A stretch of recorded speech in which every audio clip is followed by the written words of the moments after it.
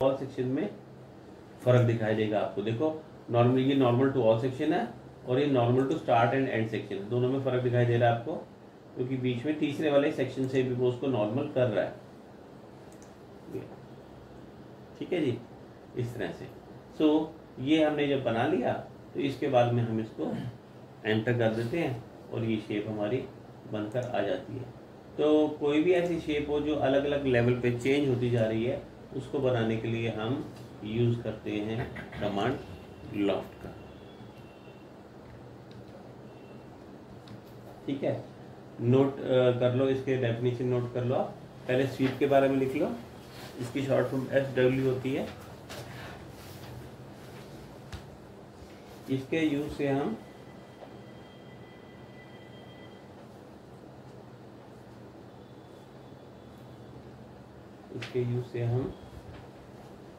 Extrude along path, extrude EXTRUDE, extrude along ALONG, extrude along path की advance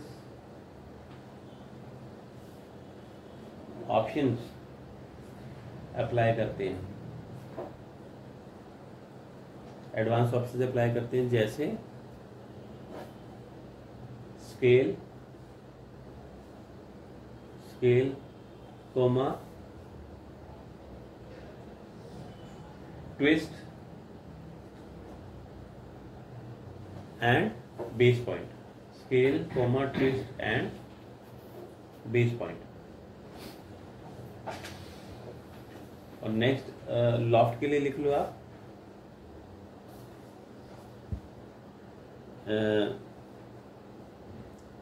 इसके लिए हमें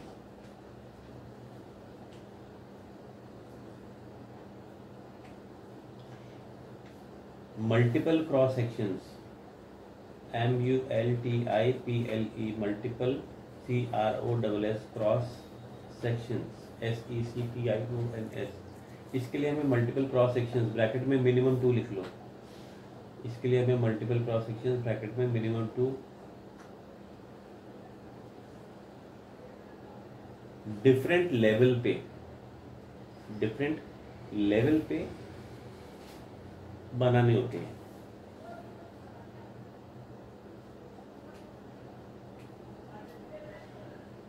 तो स्टॉप। सेक्शंस को कंबाइन करके एक सॉलिड शेप बनती है। सेक्शंस को कंबाइन करके एक सॉलिड शेप बनती है।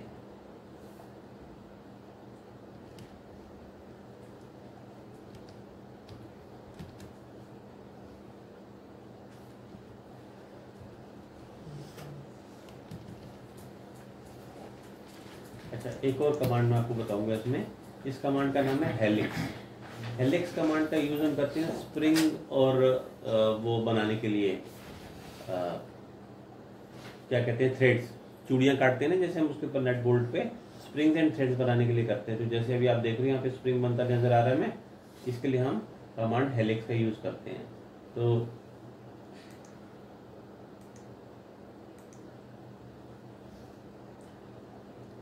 अब यहाँ से मैंने क्या किया कि जाके 3D मॉडलिंग सेलेक्ट कर लिया। अब कुछ कमांड ऐसे जो हमें बेसिक में नहीं मिलेंगे, हमें 3D मॉडलिंग में जाना पड़ेगा, यहाँ से मिलना है। ठीक है ना। तो यहाँ पर आप देखेंगे कि हमारे पास जो कमांड्स हैं, इसी में हमें ड्रॉ के अंदर में हेलिक्स कमांड दिया हुआ है। हेलिक्स कमांड जब आप देते हैं तो ये आपसे कहते हैं सेंटर पॉइंट बताओ, आप सेंटर बता दो। इसने पूछा बेस का रेडियस बता दो कितना रखना है, नीचे का रेडियस। बेसिकली मैंने नीचे के रेडियस को 1 रख लिया। इसने पूछा टॉप का रेडियस क्या रखना है।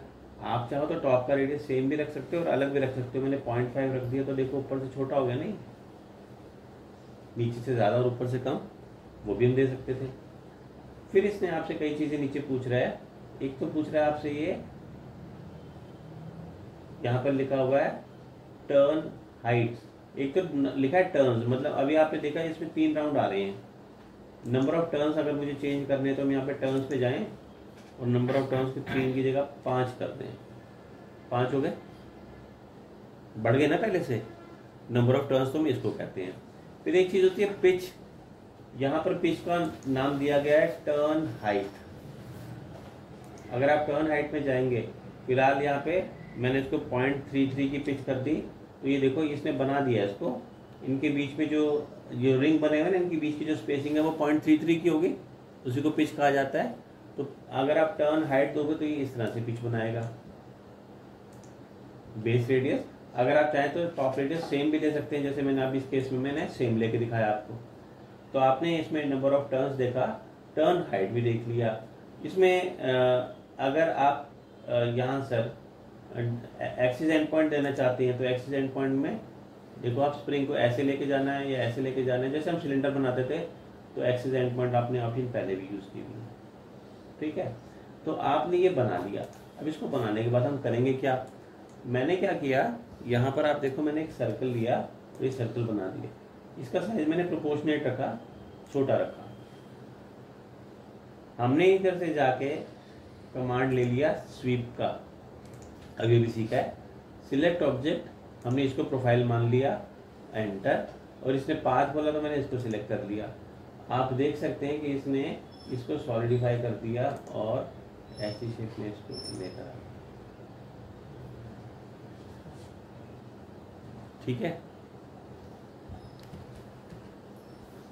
फिर से मैंने कमांड दिया स्वीप का, सिलेक्ट करा और एंटर, पाथ लिया, ये देखिए इसी के अलॉन्ग ये बनकर आ गया।